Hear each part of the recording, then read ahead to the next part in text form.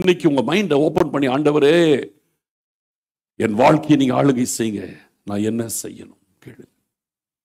என்னை குறித்து உடைய நோக்கம் என்ன கேளுங்க. ஓப்பன் மைண்ட்ல கேளுங்க. அப்புறம் சர்ச்சுக்கு வந்து பாருங்க, செய்தியில கர்த்தர் உங்களோடு பேசுவார். அப்புறம் பைபிளை படிச்சு பாருங்க, கர்த்தர் உங்களோடு பேசுவார். ஒவ்வொரு காரியத்திலும் கர்த்தர் உங்களை குறித்த தன் காரியங்களை சொல்லிக்கொண்டே இருப்பார். இது உண்மை. என் வாழ்க்கையில நான் அனுபவிக்கிறத நான் சொல்றேன்.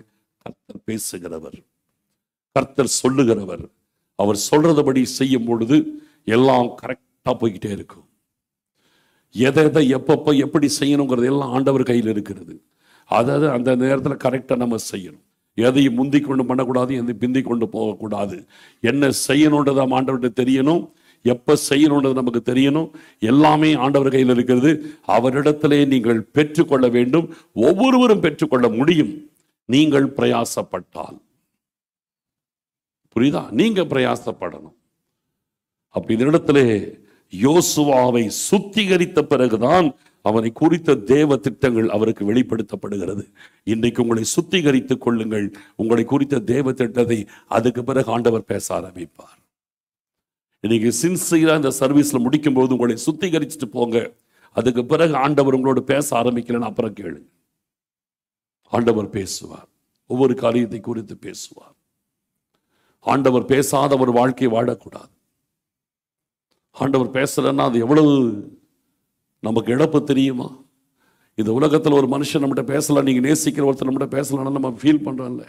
ஆண்டவர் நம்மகிட்ட பேசாமலே இருக்கிறான், அது எவ்வளவு ஒரு கஷ்டம். இந்த உலகத்தில் எந்த மனுஷர் பேசினாலும் பேசாட்டி நமக்கு கூட பெருசா நஷ்டமாகாது. ஆனால் ஆண்டவர் நம்மோடு கூட பேசாவிட்டால் நமக்கு இழப்பு ரொம்ப ஜாஸ்தி. மனுஷன் பேசினாலும் பிரச்சனை இல்லை, பேசாட்டியும் பிரச்சனை இல்லை. கூடுமான வரைக்கும் பேசாட்டி நமக்கு நல்லது. ஆனா ஆண்டவர் நம்மோடு பேசுவதுதான் நம்முடைய வாழ்க்கையின் ஆசீர்வாதம். ஆமென். ஆண்டவர் நம்மோடு பேசும்.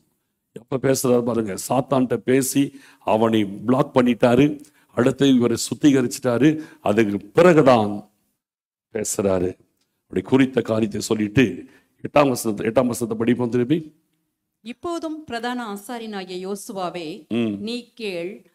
உனக்கு முன்பாக உட்கார்ந்திருக்கிற உன் தோழரும் கேட்க கடவர்கள். இவர்கள் அடையாளமாய் இருக்கிற புருஷர். இதோ கிளை எண்ணப்பட்டவராகிய என் தாசனை நான் வர பண்ணுவேன். இதோ கிளை எனப்பட்டவராகிய என் தாசனை வர பண்ணுவேன். இதோ நான் யோசுவாவுக்கு முன்பாக வைத்த கல். இந்த ஒரே கல்லின் மேல் 7 கண்களும் வைக்கப்பட்டிருக்கிறது. இதோ நான் அதன் சித்திர வேலையை